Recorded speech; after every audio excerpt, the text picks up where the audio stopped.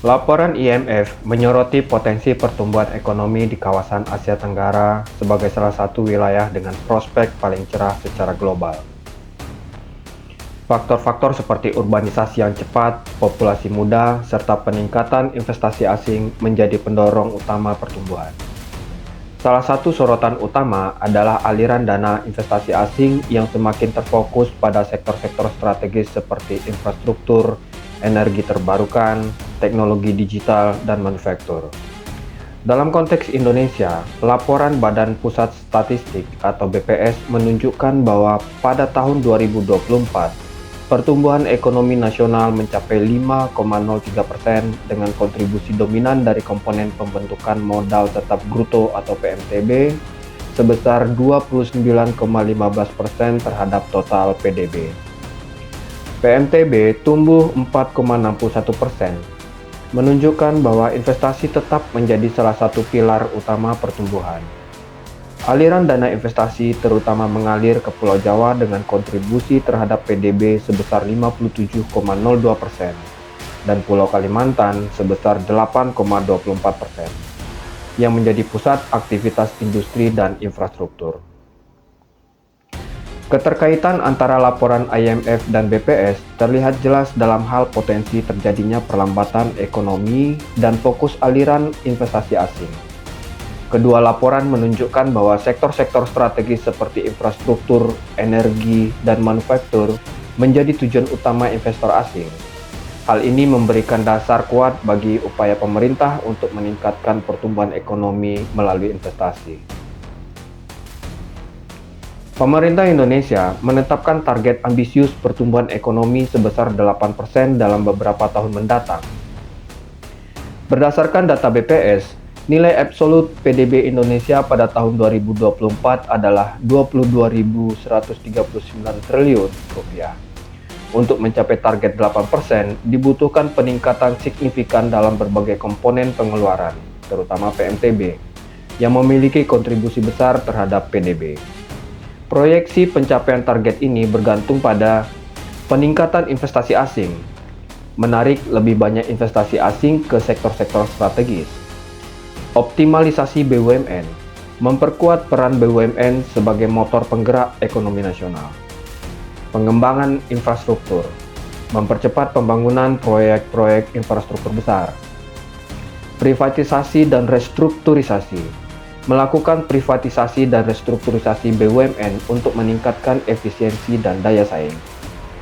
Untuk mendukung target ini, pemerintah membentuk Badan Pengelola Investasi, Daya Anagata Nusantara atau Danantara berdasarkan Undang-Undang Nomor 1 Tahun 2025. Danantara bertugas mengelola dividen BUMN dan operasional BUMN, serta menarik investasi asing melalui kerjasama dengan pihak ketiga.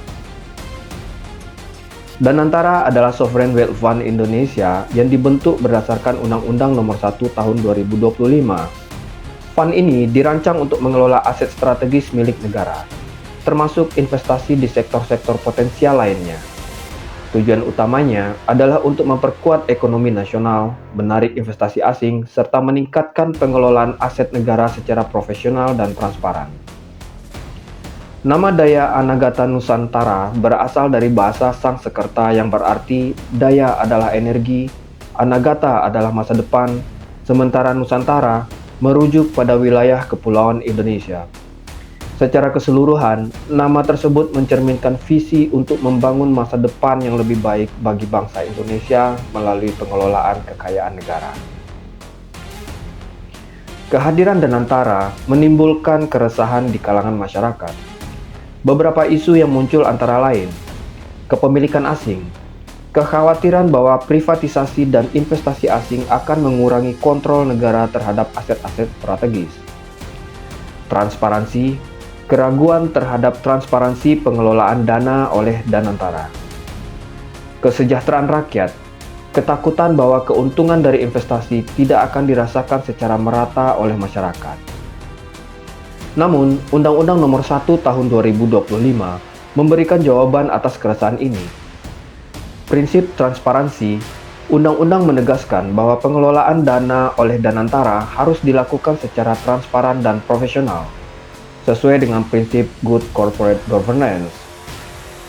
Fokus pada kesejahteraan. Tujuan utama Danantara adalah meningkatkan nilai aset negara untuk sebesar-besar kemakmuran rakyat. Pengawasan ketat. Pengawasan dilakukan oleh pemerintah dan lembaga independen untuk memastikan akuntabilitas. Kehadiran Danantara sangat penting dalam mendukung pencapaian target pertumbuhan ekonomi 8%.